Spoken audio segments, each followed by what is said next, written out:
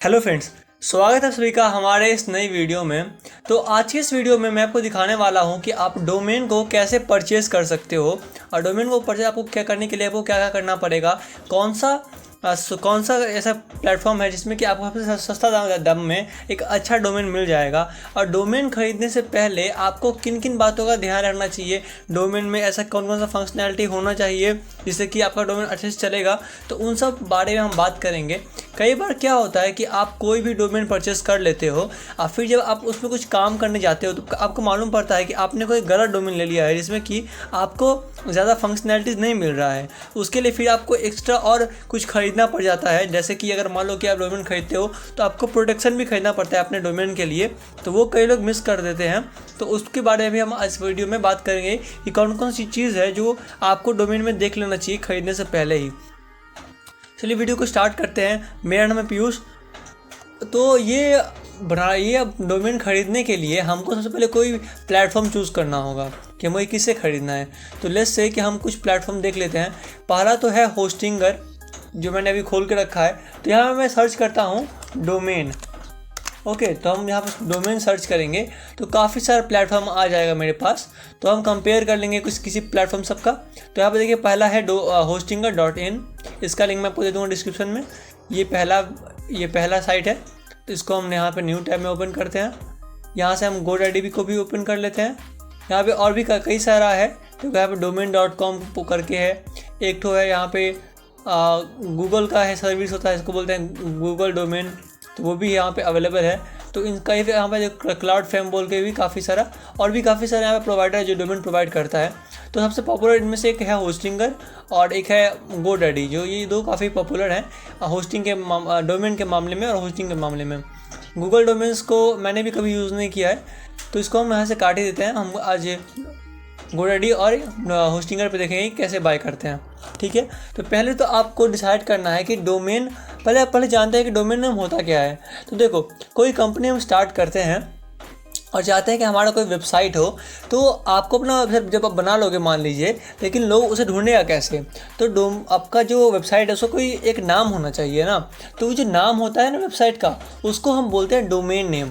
जैसे कि गूगल का है google.com, फेसबुक का facebook.com। तो ऐसे करके आप कंपनी का नाम और .com.in कई तरह का होता है, वो हम देखते हैं। तो यहाँ से मैं जब होस्टिंगर ओपन करता हूँ तो यहाँ मुझे सर्च का बटन मिलता है। यहाँ बोल रहा है कि type in the perfect domain name.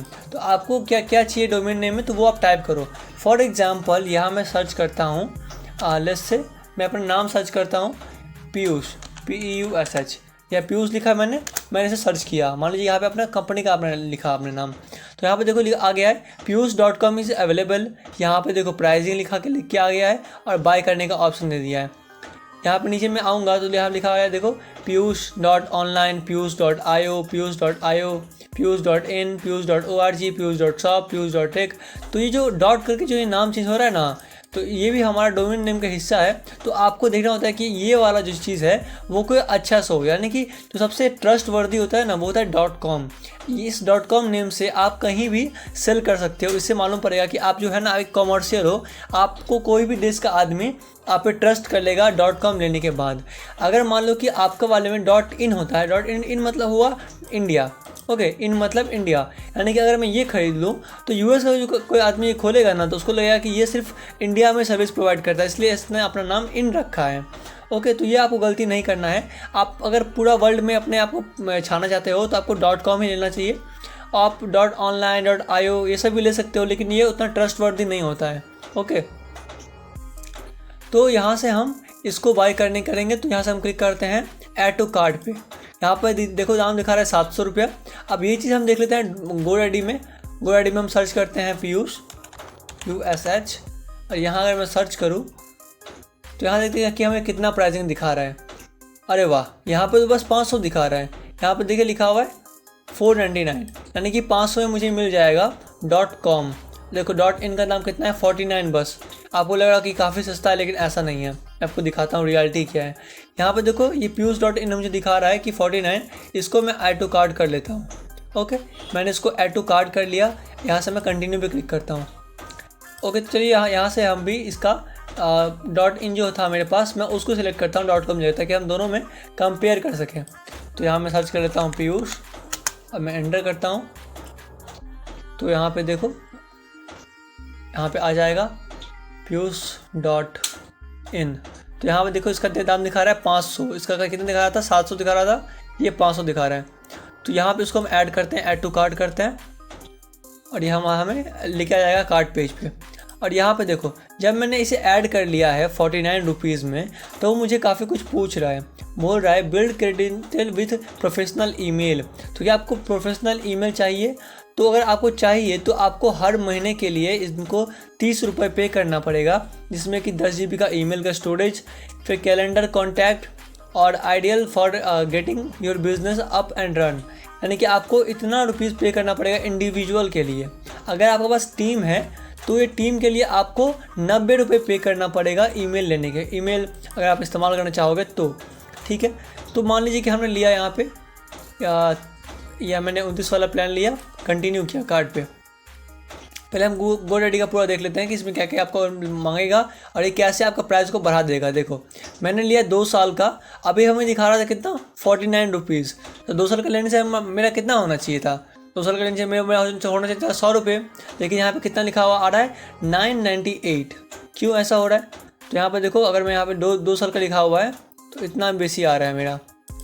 तो ऐसा क्यों हुआ? तो यही प्रॉब्लम होता है कि आप सस्ते देख के वहाँ पर क्लिक करते हो, लेकिन यहाँ पे दाम बढ़ जाता है। और यहाँ पे एडिशनली देखो काफ़ी कुछ ऐड हो गया है।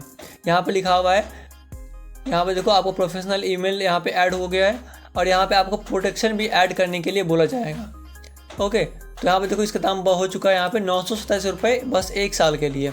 और यही चीज़ अगर मैं देखूँ होस्टिंगर पे, तो यहाँ पे देखो .in आ चुका है। अगर मैं थोड़ा नीचे जाऊँ तो 1 साल का यहाँ मुझे दिखा रहा है बस 588। तो यहाँ पे आप देख सकते हो कि इसने मुझे दिखाया था 499 और इसने दिखाया था बस 49। तो इसका हो गया 900 और इसका अभी भी यहाँ पे 600 के अंदर में ही आ रहा है। तो होस्टिंगर का जो प्लान सब है वो काफ़ी सस्ता होता है और इसमें जो है आपको सिक्योरिटी भी प्रोवाइड किया जाता है। यानी कि सिक्योरिटी मतलब कि काफ़ी सारे वेबसाइट है जिसमें कि आपको जब डोमेन आप लोगे तो उनका आपका डिटेल कोई भी यहाँ से चोरी कर सकता है। बहुत सारे वेबसाइट्स है जैसे कि whois.com करके है, तो वहाँ से कोई भी ले सकता है। तो यहाँ पर देख रहे हो तो डोमेन प्रोटेक्शन भी आपको ये प्रोवाइड करता है फ्री में, लेकिन GoDaddy में वो आपको एक्स्ट्रा में बाय करना पड़ेगा। तो इन कुछ चीज़ों के लिए ही GoDaddy में यहाँ पे होस्टिंग है पहले से सा महंगा हुआ लिखा रहा था, जैसे कि 499 पहले से लिखा हुआ था। तो ये आपको ध्यान रखना है। मैं आपको रिकमेंड करूँगा कि आप यहीं से लो होस्टिंगर से। इसका लिंक मैं आपको डिस्क्रिप्शन दे दूँगा, मैं GoDaddy का लिंक भी दे दूँगा डिस्क्रिप्शन में, कोई टेंशन वाला बात नहीं है। लेकिन आपको जो ठीक लगे आप बाय कर सकते हो। ये पूरा प्रोसेस है, ये कुछ चीज़ें आपको देख लेना चाहिए कि क्या क्या प्रोवाइड कर रहा है। जैसे कि अगर मैं थोड़ा बैक जाऊँ तो यहाँ पे देखो, यहाँ पे लिखा हुआ है registration renew eight 699 per year. यानी कि अभी आप खरीद रहे हो उसको 499 पे, लेकिन जब अगले साल इसको रिन्यू करोगे तो आपको 699 देना पड़ेगा। इसलिए अगर आप इतना में खरीदना चाहते हो तो अगर 3 साल का लोगे फिर 2 साल का तो आपको सस्ता पड़ेगा। इसलिए लोग बोलते हैं कि आप जितना चाहोगे साल का ले सकते हो, लेकिन जब आपका ये ख़त्म होगा उसके बाद आपको 700 रुपये महीने देना पड़ेगा। ये रूल है हमारा। तो वो आपको देख लेना है, आप जितना ज़्यादा दिन के लिए लोगे उतना आपका प्रॉफिट होगा। तो ये आप पे डिपेंड करता है। फिर होस्टिंगर में आपको मिलता है कूपन कोड का ऑप्शन, इसमें कोई कोड भी आप डाल सकते हो, लेकिन आपको कोड कोई मिलेगा नहीं, क्योंकि होस्टिंग पे आपको कोड इस्तेमाल कर सकते हो, लेकिन डोमेन पे मैंने काफ़ी सारे इस्तेमाल किया लेकिन कभी अप्लाई नहीं होता है। तो आई थिंक डोमेन पे ये प्रोवाइड नहीं करते हैं कोई भी कूपन कोड, इसलिए इसको आप छोड़ ही दो। तो आपको जितना सारा चाहिए वो यहाँ पे एंटर कर लो। यहाँ पे गूगल या फेसबुक से आप लॉगिन कर लो, या फिर यहाँ पे अपना ईमेल आईडी और मोबाइल नंबर दे दो ताकि ये लॉगिन हो जाए। और फिर जब क्रिएट करो इसको, यहाँ पे आप बाय करोगे इन्फॉर्मेशन सब देने के बाद, तब क्या होगा तो ये आपके अकाउंट में रीडायरेक्ट होगा। उसमें जाके आपको अपना पूरा प्रोफाइल का डिटेल देना है कि नाम, नंबर, जो भी आपसे मांगेगा वो सब आप दोगे। तो आपकी जो प्रोफाइल सेक्शन है उसमें आपको डोमेन सेक्शन में ये दिखाना शुरू कर देगा। ओके, इस तरह से ही जब आप GoDaddy में परचेस करोगे तो इसका भी सेम होगा। यहाँ से आपको आई एम रेडी टू पे क्लिक करना है और फिर यहाँ से आपको इसमें पेमेंट कर देना है। पेमेंट करने के बाद ये आपको रीडायरेक्ट करेगा इसके एच पैनल पे, जहाँ से कि आप सब कुछ कंट्रोल कर पाओगे और यहाँ से आप अपना पूरा होस्टिंग को डोमेन को ले सकते हो। अगर आपको जानना है कि अब मैंने डोमेन तो ले लिया लेकिन मैं होस्टिंग कैसे लूँ, होस्टिंग भी तो काफ़ी इंपॉर्टेंट होता है। होस्टिंग के बिना तो आप डोमेन का कुछ कर ही नहीं पाओगे, क्योंकि डोमेन अगर आपका एक नाम हुआ तो होस्टिंग आपका एक जगह हुआ जहाँ पे कि आपका वेबसाइट रहेगा।